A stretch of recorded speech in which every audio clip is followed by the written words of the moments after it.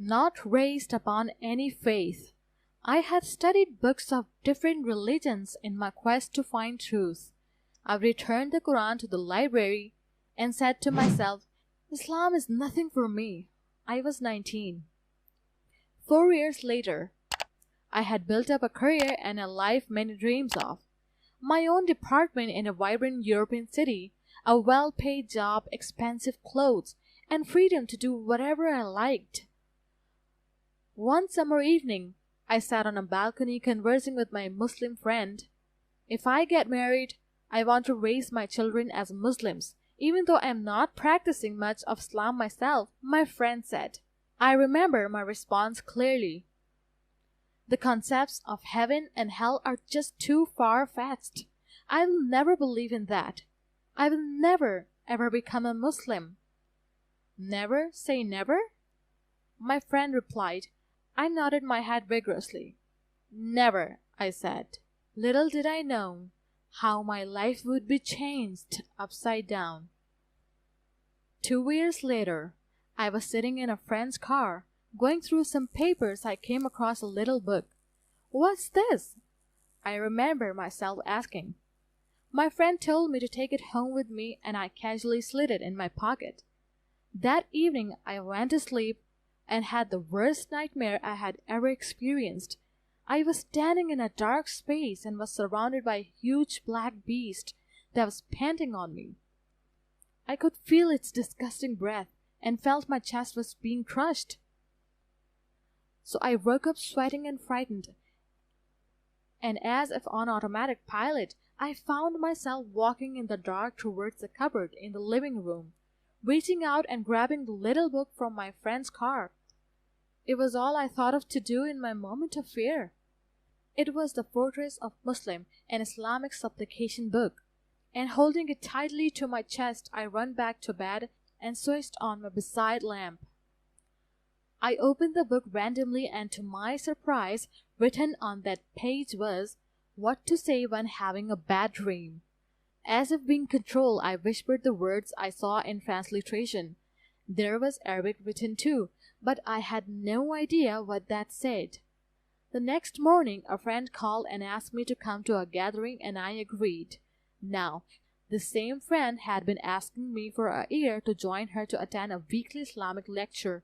For a whole year, I had made excuses as I had no interest to do so, and today I felt I had to go. When we arrived, a large group of girls and women were sitting on the floor chatting. Some wore scarves, others not. All of a sudden, their chattering faded as a lady came in. The first thing I thought was how she looked like my mother, only covered in a hijab. She started speaking to the crowd, and when she announced that day's topic, my heart jumped. Dreams. After an introduction, she described a dream exactly I had. A dark black beast chasing her, and then said she had those dreams just before she came to Islam. My head was spinning. Was this all coincidence? Right then and there, I made a promise. I was going to prove to myself that Islam was nothing for me. In the next few months, I vigorously studied Islamic literature and attended gatherings. I had a strange desire to listen to Islamic reminders when I come to home from work. I could not wait to return home and listen to lectures for hours. My mission to disregard Islam in my life for once and for all was taking a turn. I started eating with my right hand and only halal foods, and I started to look into how to perform the prayer.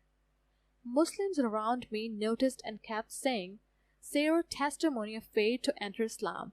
You can say it with me. What are you waiting for?" They started sending me scary reminders about the punishment of not performing the prayer, not covering up properly, etc., and I was getting slightly annoyed. I turned to myself away from people. I had read about the accountability of all your deeds as soon as you had entered Islam. I was not ready. One afternoon, which I remember like yesterday, I was standing alone in my kitchen. All of a sudden, I felt this extraordinary, overwhelming sense of awareness. like it was just me and God. This was it. This was the moment. In that tiny kitchen, in that busy city where I lived far away from my family, I looked up and uttered the testimony of faith. All alone, what I had touched upon 7 years before, what I then had moved away from so far, and then had tried to block out my life for good, was returned for me that destined day. Soon after, I started performing the prayer regularly, and while prostrating, I found myself begging Allah for 2 matters: to make me ready for the hijab and to use me as a tool to benefit the Muslim nation. These supplications were not in any fancy words. I had no knowledge of Arabic, but I remember how intensely close I felt to God uttering them. As a public relations consultant, I was not wearing anything representing my new faith. After supplicating for weeks, one morning I decided to wear the hijab and went to work. That same afternoon, I was called in by the CEO and told my contract would end that same week. For some reason, instead of feeling angry and upset, losing my job, my source of income, and worrying about my rent and livelihood, I felt a strange type of peace inside.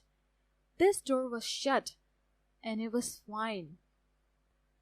As a break, I traveled to the United Kingdom, and within a year, I got married, went on Hajj, had my first son, set up an organization to support women in need, and was given the opportunity to teach Quran, Islamic studies, and publish Islamic books and articles.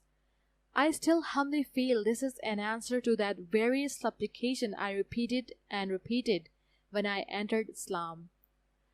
O Allah, use me as a tool to benefit the Muslim Ummah. Many doors were shut in my life, losing my job, people, and my home. But one beautiful attribute of God will always have a special meaning in my journey. The opener, Al-Fatah, opened doors to the ultimate goodness instead. Islam, never say never.